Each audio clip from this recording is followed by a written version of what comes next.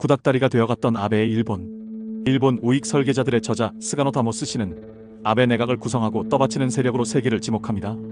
첫째는 일본회의와 일본회의 국회의원 간담회를 관리하는 일본청년협의회, 둘째는 아베의 정책 브레인 역할을 하는 일본정책연구센터, 셋째는 대중적 지원을 획책하는 교단으로서 나니구치마사 하루를 배우는 모임입니다.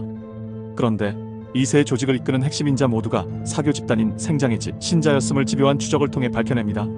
생장의 집은 일정한 수련 기간을 거치면 병이 생기지 않거나 치유될 수 있음을 주장하고 일왕이 신도의 최고의 신이며 거기에 모든 진리가 있어 그 진리를 믿는 것이 중요하다고 믿습니다. 이를 주창한 자가 다니구치마사 하루이기에 현재도 이자를 배우는 모임이 있고 이 모임이 아베를 돕는 외곽 조직이 되었습니다. 일본 청년협의회 회장은 가바시 바유조로 1945년생이며 이자는 동시에 일본회의 간사를 역임하고 있습니다. 일본 정책연구센터를 이끄는 이토데스오는 1947년생입니다. 일본 청년협의회 구성이자 아베의 보좌관 에토세 이이치는 1947년생입니다. 이들의 나이는 대부분 70대를 상회하고 있는데 생장의 집이라는 사교와 연결됨과 동시에 60년대 말에서 70년대 초반까지의 일본 우익 학생운동과 깊은 관련이 있고 그 시작은 나가사키 대학에서 비롯되었습니다. 당시는 일본 전역에 사회주의 운동이 거세게 불고 있었던 때이고 대부분 대학 학생회가 좌파 학생들로 장악이 되어 있었다고 하는데 바로 이때 생장의 집 출신들이 좌파 학생들을 몰아낸 것이 바로 나가사키 대학이었다고 합니다. 이들은 일약 일본에서 유명 인사가 되었고 우익 세력의 청년을 대표하는 자들로 성장하게 되었습니다. 저자는 지난 50년 동안 어떻게 위의 세 조직이 중앙정치와 지방정치에 영향을 미쳐왔는지를 집요하게 추적합니다. 중요한 것은 그들이 하고자 했고 했던 일들의 성격입니다. 21세기와는 전혀 어울리지 않는 전근대적 사고에 기반한 일들이 100%라 해도 과언이 아닙니다. 실례로 이들은 일본 연호를 부활시킵니다. 연호란 자신들 일왕의 호를 따라 연도를 그렇게 부른다는 것입니다.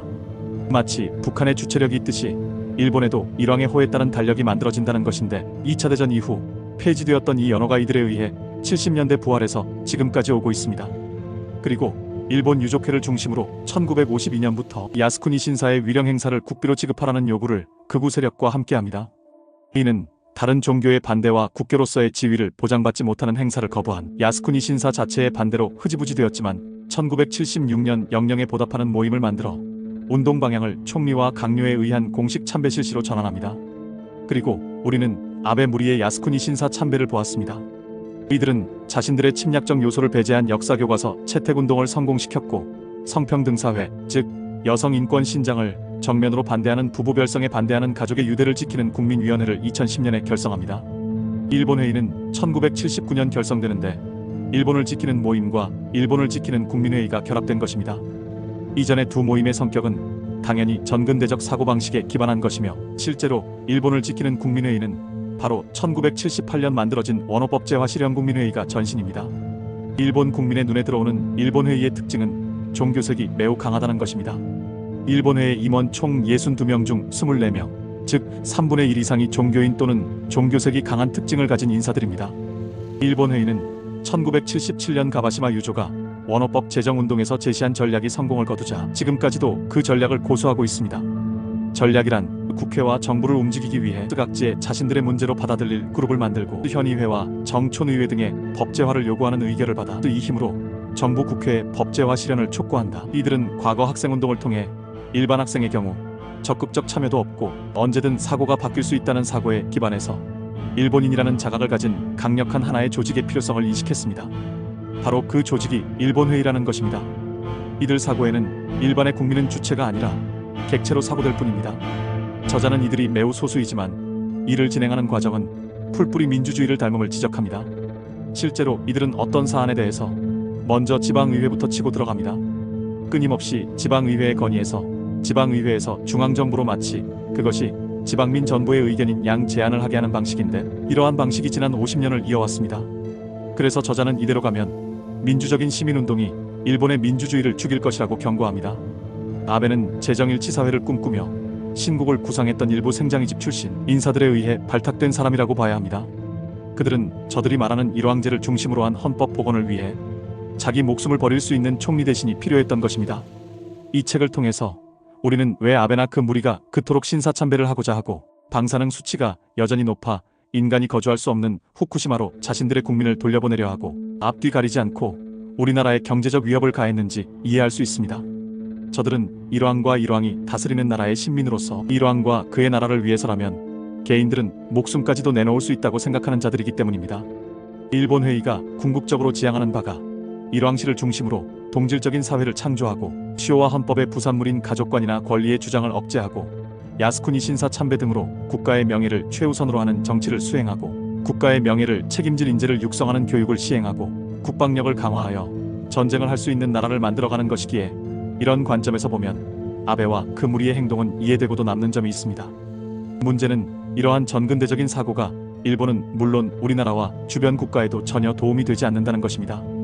종교적 주술에 가까운 믿음, 즉 일왕이 다스리는 나라에는 결점이 없다고 중얼거리며 자국의 국민뿐만 아니라 올림픽에 참가하는 선수들을 원전 사고가 있던 후쿠시마에 보냈습니다.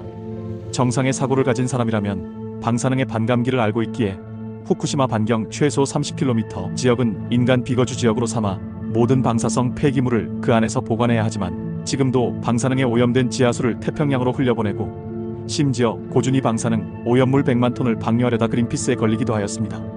오직 대결적 관점의 사고관이기에 남한이 또는 남북한이 새로운 강자로 부상하는 것을 견디지를 못합니다. 커진 경제권에서 일본이 누릴 수 있는 경제적 이득이 같이 커질 수 있는데도 이런 관점은 눈에 들어오지 않습니다. 지금까지의 일본의 아시아, 아프리카 원조 규모를 본다면 우리나라뿐 아니라 아시아 각국의 위안부 할머니나 강제징용자 문제를 경제적으로 해결하는 것은 절대로 어려운 문제가 아닙니다. 그러나 저들은 자신들이 전범국가가 아닌 피해국이라는 의식을 내재화시킴으로써 자신들의 신념에 어긋나는 것으로 생각하기에 인정하지를 못합니다. 우리나라 입장에서 일본은 협력할 것이 많은 나라입니다. 그러나 아베와 그 무리가 정권을 쥐고 있던 동안은 일본은 그 자체로 위험한 국가라고 할 수 있었습니다. 일본의 문제는 일본인 스스로 해결할 수밖에 없습니다. 아베의 죽음 이후 등장한 이시바 총리는 위반부 할머니들이 되었다고 할 때까지 용서를 빌어야 한다고 말해서 그나마 대화가 가능한 사람이라고 생각되는 한편 독자적인 군대를 양성해야 한다는 신념을 내비쳐서 걱정스러운 면도 있습니다. 2025년 새로운 대한민국 대통령이 일본의 특성을 이해하고 지혜롭게 잘 대처해 나갈 것으로 생각합니다.